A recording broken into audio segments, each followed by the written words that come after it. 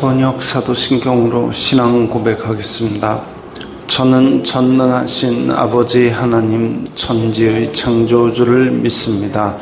저는 그분의 유일하신 아들 우리 주 예수 그리스도를 믿습니다. 그분은 성령으로 잉태되어 동정녀 마리아에게서 나시고 본디오 빌라도에게 고난을 받아 십자가에 못 박혀 죽으시고 장사된 지 사흘 만에 죽은 자 가운데서 다시 살아나셨으며 하늘에 오르시어 전능하신 아버지 하나님 우편에 앉아 계시다가 거기로부터 살아있는 자와 죽은 자를 심판하러 오십니다. 저는 성령을 믿으며 거룩한 공교회와 성도의 교제와 죄를 용서받는 것과 몸의 부활과 영생을 믿습니다. 아멘. 거룩하신 하나님 아버지 감사합니다. 간밤에도 편히 쉬게 해주시고 새벽에 기도하는 자리에 불러주시니 감사합니다. 이 시간 저희들 마음 중심으로 주님을 경외하게 하여 주시옵소서. 예수님 이름으로 기도드리옵나이다. 아멘. 찬송가 140장입니다.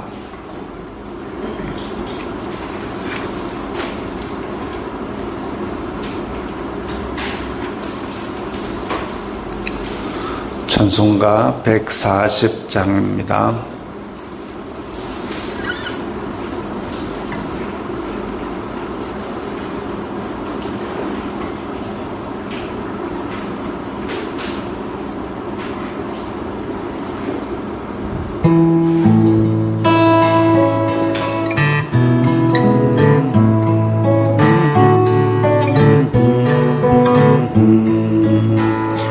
왕 되신 우리 주께 다 영광 돌리세.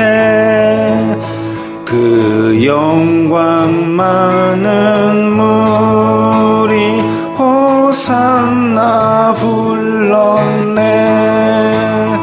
다윗의 자손으로 세상에 오시어 왕 위에 오른 주께 다 영광 돌리세. 저 천군 천사들이 호산나 부르니 뒤따라가던 무리 다 화답하도다. 저 유대 백성같이 종려가지 들고 오시는 주를 맞아 호산나 부르세. 주 고난 받기 전에 수많은 무리가 영광의 찬송 불러 주 찬양하였네. 이같이 우리들도 주 환영하오니 그 넓은 사랑 안에 다 받아주소서.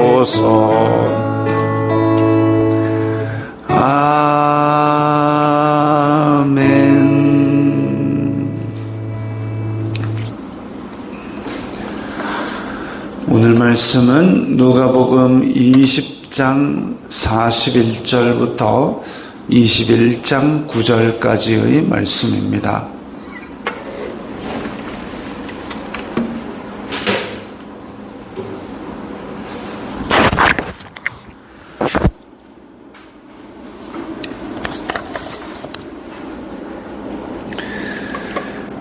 누가복음 20장 41절부터 21장 9절까지의 말씀 함께 읽겠습니다. 예수님께서 그들에게 이르시되 사람들이 어찌하여 그리스도를 다윗의 자손이라 하느냐. 시편에 다윗이 친히 말하였으되 주님께서 내 주님께 이르시되 내가 내 원수를 내 발등상으로 삼을 때까지 내 우편에 앉았으라 하였도다 하였느니라. 그런즉 다윗이 그리스도를 주님이라 칭하였으니 어찌 그의 자손이 되겠느냐 하시니라. 모든 백성이 들을 때에 예수님께서 그 제자들에게 이르시되 긴 옷을 입고 다니는 것을 원하며 시장에서 문안받는 것과 회당의 높은 자리와 잔치의 윗자리를 좋아하는 서기관들을 삼가라. 그들은 과부의 가산을 삼키며 외식으로 길게 기도하니 그들이 더 엄중한 심판을 받으리라 하시니라. 예수님께서 눈을 들어 부자들이 헌금함에 헌금 넣는 것을 보시고 또 어떤 가난한 과부가 2 렙돈 넣는 것을 보시고 이르시되 내가 참으로 너희에게 말하노니 이 가난한 과부가 다른 모든 사람보다 많이 넣었도다.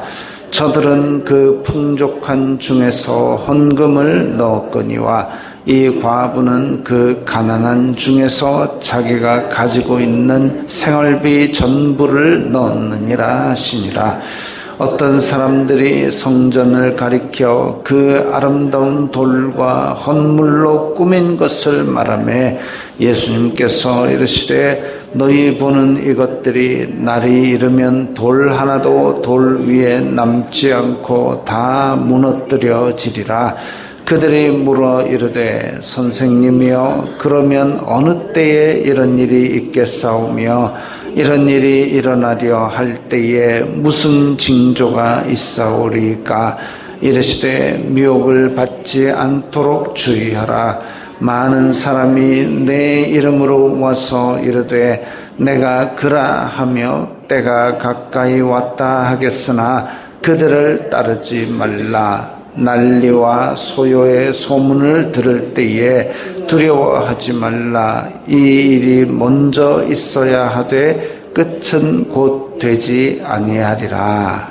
아멘.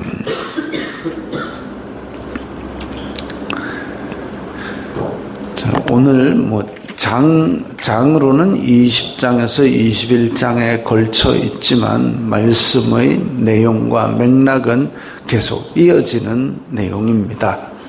종교 지도자들이 입성하시는 예수님께 이런저런 이야기를 성전에서 가르치실 때에 이런저런 이야기들을 질문을 해서 함정을 파고 그렇게 했지만 예수님께서는 그런 것들에 대해서 전혀 그 속마음을 아셨지만 전혀 개의치 않으시고 영적인 이야기를 하시는데 부활하는 것에 있어서는 부활체 우리가 하나님과 함께 있는 그때에는 시집가고 장가가고 남자 여자 이런 거 없이 다 천사처럼 하나님의 자녀로 지낸다 라고 말씀하시면서 더 이어서 하나님은 아브라함의 하나님, 이삭의 하나님, 야곱의 하나님이라고 말씀하셨는데 그것은 하나님 앞에서는 다 아브라함도 이삭도 야곱도 존재하고 살아있기 때문에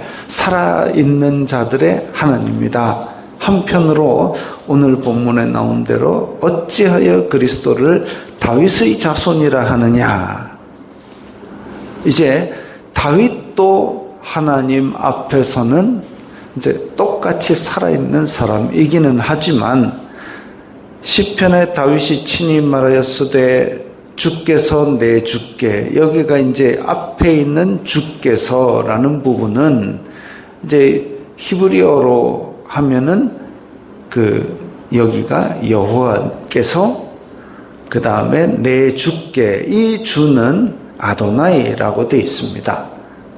그렇다는 얘기는 성부 하나님께서 내 주께 성자 예수님께 이르시되, 이제 그때는 성자 예수님이 다윗의 내 주께가 아닌 줄로 몰랐지만, 근데 지금은 그 내 주께에 해당하는 아도나이 주님께서 이 땅에 오셔서 예수님의 이름으로 이렇게 활동을 하셨는데, 시편에 다윗이 이 성자 예수님께 내 주라고 얘기를 해놓고 어찌하여 지금 다윗의 자손이 되겠느냐라고 말씀하셨습니다. 그렇다는 얘기는 이 구약에 나와 있는 오실 메시아를 다윗이 주님이라고 불렀던 것인데, 그 주님이 바로 지금 이 땅에 오셨던 그 예수님이다. 이렇게 말씀하고 계신 겁니다. 바로 앞에서는 아브라함의 하나님, 이삭의 하나님, 야곱의 하나님, 그렇게 산자의 하나님이고, 부활한 상태에서는 다 하나님의 자녀로 있는데, 그런데 그때에 다윗이 영감을 받아서 하나님 아버지께서 오실 메시아에게 이르시되 내 우편에 앉았으라, 모든 권세를 가지고 위임받아 가지고 있으라라는 그 권세를 가진 분으로 그렇게 인정을 했는데, 다윗의 자손, 이게 이 땅의 육신으로는 다윗의 혈통에서 나지만, 그래서 지금 육신을 입고 성전에서 가르치고 있지만, 본질상 이 성자 예수님은 하나님께서 권한을 다 위임하신 하나님 우편에 계셨던 그분이다라고 그렇게 말하고 있는 겁니다. 그래서 지금 육신을 입고 오신 인성을 지닌 분이지만, 한편으로 동시에 이 모든 권세를 위임받은 보좌 우편에 앉았던 그분이다라는 것을 선포하고 있는 거죠. 그러니까 예수님 앞에서 아이고 모세는 형사 취수의 법을 얘기했는데 부활하면 누구 아내가 되리까, 이상한 질문 하나 어리석게 했지만, 예수님께서는 영의 진리를 쭉 말씀하시면서 본인 스스로 지금 이 하나님의 본체이신 것까지를 잘 설명해 주셨습니다. 요한복음 1장에 보면 그것을 깨끗하게 말씀하고 있죠. 태초에 말씀이 계시니라, 이 말씀이 하나님과 함께 계셨으니 이 말씀은 곧 하나님이라. 세상 모든 만물이 그가 아니고는 되어진 것이 없다라고 창조주 하나님과 본체이심을 말씀하고 있습니다. 이제 이거는 어떤 사람들은, 이 기독교 초기에 어떤 사람들은 예수님께서 이 땅에 오셨을 때는 인성만 갖고 오셨다라고 주장하는 무리들이 있었는데, 그 무리들 때문에 종교 지도자들과 신학자들과 이런 사람들이 잔뜩 모여가지고 열심히 연구하고 토론하고 한 끝에 인성과 신성은 동시에 같이 가지고 계셨다라는 것으로 결론을 하고, 인성과 신성이 분리된다고 했던 사람을 이단으로 결정했습니다. 그게 이제 칼케돈이라는 곳에서 회의를 했기 때문에 칼케돈 신조라고 부르는 거죠. 인성과 신성을 같이 가진 분이다라고 짧은 신앙 고백을 하나 만들어냈습니다. 어쨌든 그래서 인성과 신성을 동시에 가진 다윗의 자손이라고 부를 수 없는 본질상 하나님으로 오셨다. 그분이 바로 메시아인 예수님이다라는 얘기를 했습니다. 하늘과 땅의 모든 권세를 가지신 분이지요. 그러면 아이고 성부 하나님은 하늘과 땅의 권세 그거 다 어디 있느냐? 하늘과 땅의 모든 권세를 가지고 예수님께서 마태복음 28장에 하늘과 땅의 모든 권세를 내게 주셨으니 그러므로 너희는 가서 모든 족속에게 복음을 전파하라고 말씀하셨고, 그리고 고린도전서 15장에 보면 이 모든 일을 다 마치고 최후의 심판이 끝나고 그리고 이 모든 권세를 다시 아버지께로 돌린다 그랬습니다. 그때까지는 예수 그리스도께서 이 모든 권한을 다 가지고 계신 거지요. 모든 백성이 들을 때에 예수님께서 그 제자들에게 이르시되, 자, 이때까지 유대 지도자들이 예수님을 분명히 예수님께서 하신 말씀에는 종교 지도자들이 가졌던 모순과 위선들을 지적하시니까 그 모순과 위선을 지적받았으면 회개해야 될 텐데 회개는 안 하고 자기 체면 세우느라 오히려 예수님을 잡아 죽이려 하던 그것을 보시고 예수님께서 제자들에게 긴 옷을 입고 다니는 것을 원하며 시장에서 문안받는 것과 회당의 높은 자리와 전체 윗자리를 좋아하는 서기관들을 삼가라. 지금 종교적인 어떤 의식을 행할 때에 하는 긴 옷을 입고 그리고 그것을 인하여 사람들이 존경하고 인사하고 이런 거를 보고 마치 자기의 권한인 양 목에 힘을 주는 그거 하지 말라는 겁니다. 바울이 아니라 나중에 야고보서에서도 선생된 우리가 더 큰 심판을 받을 테니까 선생 되려고 하지 말라라는 게 바로 그겁니다. 지금 서기관들은 자기네들이 종교 행위를 하는데 앞에 섰다고 해서 백성들이 꾸벅꾸벅하니까 그게 마치 자기의 권위라고 생각하지만 제가 계속 얘기하는 이솝 우화에 나오는 거북이입니다. 거북이가 지가 나를 수 있어서 나르는 게 아니라 독수리야 나 좀 들어가지고 하늘에서 쫙 한번 날아봐봐. 그래가지고 독수리가 들고 하늘에 쫙 나르니까 우와 신난다. 니네 이런 걸 보고 사는구나. 근데 가만히 있어봐라. 나도 한번 날아볼 테니까 독수리야 좀 나와봐라. 놓는 순간 떨어져서 팍싹 깨져 죽습니다.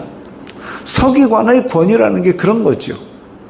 하나님께서 부여하신 하나님의 어떤 종교 행위 그걸 하는 걸 가지고 사람들이 꾸벅꾸벅 절하니까 자기가 마치 자기 권한인 것처럼 그렇게 목에 힘을 주고 높은 자리 가고 잔치 윗자리 가고 이렇게 하고 있지만 그렇게 하는 순간 회당의 높은 자리 잔치 윗자리를 가는 순간 이게 뭐냐면 독수리야 나와봐라 내 혼자 날아볼게 이겁니다. 그런데 지금 서기관들은 그렇게 된 지 오래됐습니다. 그러니까 팍싹 떨어져 깨지지 않아가지고 자기가 마치 날아다니는 것 같이 착각하고 있지만 예수님께서 그거 삼가라. 그거 하지 마라. 그거 조심해라. 경고하시는 거죠.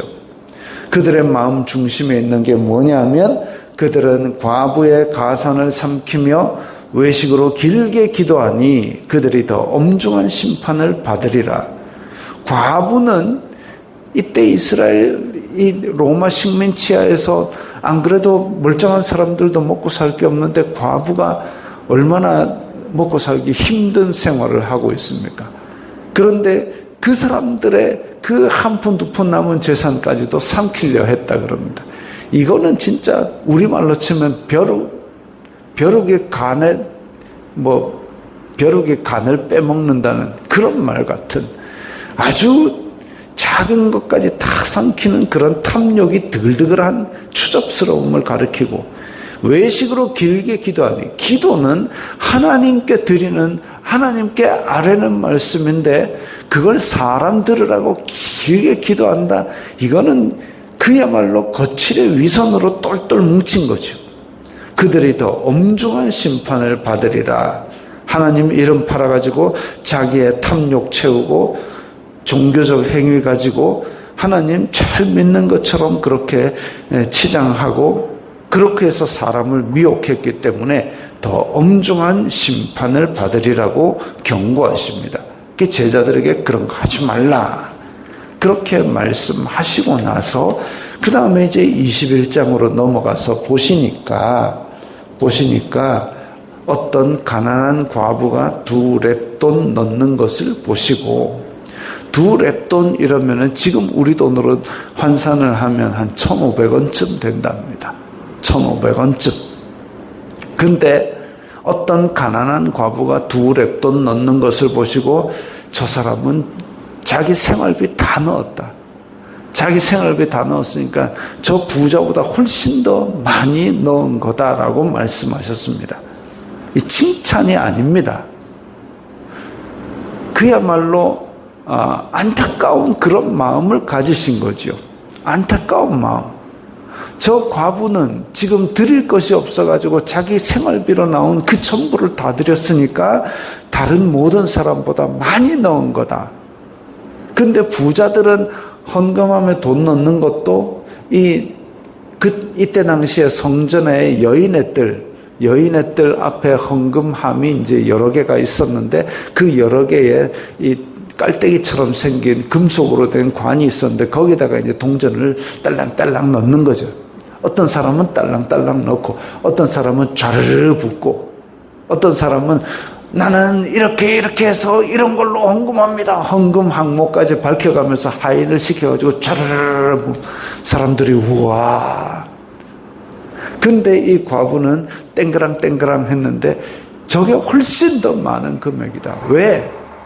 다른 사람은 부유한 가운데서 일부를 넣었지만 저 과부는 지금 저거 없으면 죽는데 저걸 다 넣은 거다라고 말씀하셨습니다. 이게 칭찬이 아닌 이유가 헤롯 성전은 지금 엄청나게 화려하게 짓고 그 벽돌 사이에 금을 처발 해가지고 번쩍번쩍하게 지었는데 과부는 그 지금 1,500원을 그걸 바쳐가지고 쫄쫄 굶게 생겼으니까 예수님이 그거 보고 이야 성전 멋이다 기뻐하겠습니까? 아니죠. 이 지금 과부의 가산을 탐내고 있는 서기관 이거 조심해야 되는데 그 과부가 생활비 전부를 넣었는데 그 성전이 예수님 눈에 뭐가 예뻐 보이겠습니까? 차라리 그냥 판자떼기로 이어붙인 성전이 훨씬 더 낫지 않겠습니까? 예전에 바벨론에서 포로 생활을 마치고 돌아온 이 귀환한 한 5만 명 되는 사람들이 예루살렘에 성전을 지으려고 다 붙들고 있는데 학사 에스라가 말씀을 가르쳤습니다.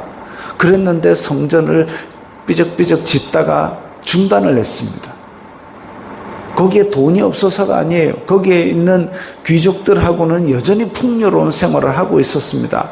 에스라가 말씀을 가르쳐서 말씀도 알고 있었습니다. 근데 예루살렘 성전을 다시 짓겠다고 시작은 해놓고 15년 동안 그걸 공사를 중단하고 있었습니다. 그때에 느헤미야가 총독으로 부임하고 학계 선지자가 와가지고 도대체 이게 뭐냐? 너네들은 집에 인테리어까지 다 해놓고 살고 있는데 하나님의 성전은 지금 15년 동안 중단했지 않느냐. 길 가서 판자떼기 구해다가 이거 다시 세워라. 화려한 성전 그게 다 필요 없고 집에 있는 판자떼기라도 갖고 와서 성전 다시 마무리해라. 그렇게 해가지고 겨우 성전이 초라하게나마 완성이 되었습니다. 그걸 보고 많은 사람들이 울었다 그랬습니다. 기뻐서가 아니죠.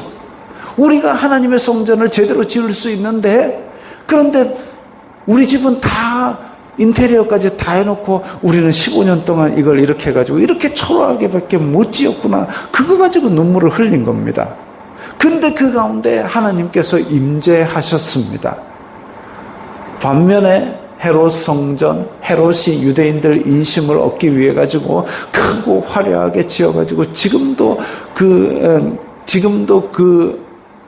규모를 상상할 수가 없다 할 정도로 그야말로 석회암으로 하얗게 짓고 금으로 발라가지고 동쪽에서 해가 감람산 위로 떠오를 때 성전이 빛이 반짝 나는 그런 멋있는 성전을 지어놨는데 예수님 눈에 그게 하나도 안 예쁜 겁니다. 왜? 그 안에서 과부는 1,500원 생활비를 다 바치고 있는 그게 뭔 성전이냐? 그래서 날이 이르면 돌 하나도 돌 위에 남지 않고 다 무너뜨려지리라. 이 화려함으로 처벌을 가지고 과부의 가산이나 뺏어가는 이런 탐욕이 가득한 성전은 그 사이사이에 금 다 떼내고 다 갖다 버리고 싹 밀어버릴 것이다. 그것 말씀하신 것이죠. 이스라엘 사람들은 성전을 거의 우상 숭배하듯이 했습니다. 그래서 로마 군대가 포위했을 때도 야 성전은 하나님의 집이니까 이거는 절대 못 건들 거야 하고 예루살렘에 몇만 명이 들어와가지고 성문 꽁꽁 걸어 잠그고 있었습니다. 웬걸요? 하나님이 떠난 성전은 그냥 건물일 뿐입니다. 아무것도 아니죠. 그래가지고 이 성전을 이렇게 성전이 무너뜨려지리라 이런 말을 하면 신성모독으로 잡아 죽이는 그런 시대에 예수님께서 보시고 가난한 과부가 두 렙돈 다 바쳐야 되는 이런 성전 이거 다 무너뜨려지리라라고 그렇게 유대인들이 잡아 죽일 것 같은 그런 말을 지금 강력하게 선포하셨습니다. 그들이 물어 이르되 선생님이여 그러면 어느 때에 이런 일이 있겠사오며 말세에 무슨 징조가 있겠습니까? 하니까 예수님께서 미혹을 받지 않도록 주의하라. 너도 나도 다 내가 그러하고 다가올 텐데 미혹받지 않도록 조심해라. 그 다음에 난리와 소요의 소문을 들을 때 두려워하지 말라. 지금 말세에 대한 이야기를 시작하시면서 두 가지를 말씀하셨습니다. 미혹당하지 마라. 그 다음에 두려워하지 말라. 진짜 두려워할 분은 영혼을 지옥에까지 멸할 수 있는 하나님 한 분뿐입니다. 물론 난리가 일어난다, 지진 난다, 화산 터진다, 전쟁 난다 하면 무섭겠지요. 그건 당연한 겁니다. 그러나 그것을 진정으로 두려워해서 그것이 시키는 대로 종이 되지 말라는 겁니다. 오직 우리가 두려워하고 순종할 분은 하나님 한 분밖에 없다라는 것을 말씀하고 있습니다. 말세가 있을 때에 우리 성도들은 미혹받지 말고 두려워하지 말아야 됩니다. 예루살렘 성전 로마 군인들이 둘러싸고 토둔을 쌓고 거기로 넘어와가지고 그 안에 있는 몇만 명 싸그리 다 죽이고 성전 다 헐어버릴 때에 그때에 미혹받지 않고 두려워하지 말라. 분명히 하나님께서는 그런 혼란 가운데서도 택하신 백성 남은 자들을 끌어내서 피할 길을 주시거나 덮어주시거나 구원의 길을 예비하십니다. 그래서 우리도 지금 이 말세에 예수님께서 다시 오실 그 전까지는 미혹받지 말아야 됩니다. 제가 오늘 교회 우편함에 꺼냈는데 오늘도 재림 예수가 저한테 편지를 보냈습니다. 참 어이가 없습니다. 우리나라에 재림 예수가 벌써 한 50명, 100명이 넘어서는데 그 중에는 벌써 죽은 사람도 있고 또 어떤 여자도 하나 예수님께서 재림을 하셨는데 왜 제자들이 못 알아본 줄 압니까? 여자였기 때문입니다 하면서 지가 재림 예수래요. 어이가 없습니다. 뭔 정신인지 제대로 된 지능인지 그것도 알 수 없습니다.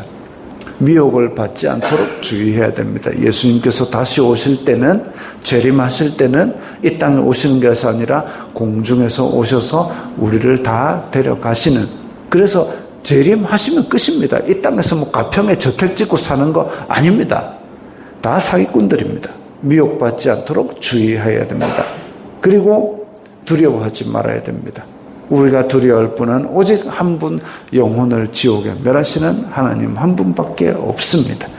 말세에 많은 사람들이 탐욕으로 악독으로 때로는 교회까지도 사단의 회라고 불릴 정도로 타락할지 모르겠지만 어쨌든 교회는 예수 그리스도의 몸으로 세상 끝날까지 사명을 다해야 될 것이고 우리는 그래서 미혹받아가지고 다른 사람이 재림주라고 착각하지 말아야 될 것이고 탐욕에 빠져가지고 이런 가난한 과부의 돈을 탐내지 말아야 될 것이고 오직 하나님을 두려워하는 마음으로 두렵고 떨리는 마음으로 우리의 구원을 이루어 가야 하겠습니다. 토요일 새벽 기도는 없습니다. 토요일 새벽 기도는 없으니까 참고하시고요. 같이 기도 드리겠습니다. 기도하겠습니다. 거룩하신 아버지 하나님 감사합니다. 예수님께서 부활한 모든 부활체의 진리를 말씀하시면서 또한 하나님의 성전과 그리고 말세의 징조까지를 가르쳐 주셨습니다. 저희들은 말세의 지마를 살아가면서 미혹당하지 말게 하시고 두려워하지 말게 하시고 오직 예수 그리스도를 믿는 믿음을 붙들고 지혜롭게 살아가게 하여 주시옵소서. 예수님 이름으로 기도드리옵나이다. 아멘.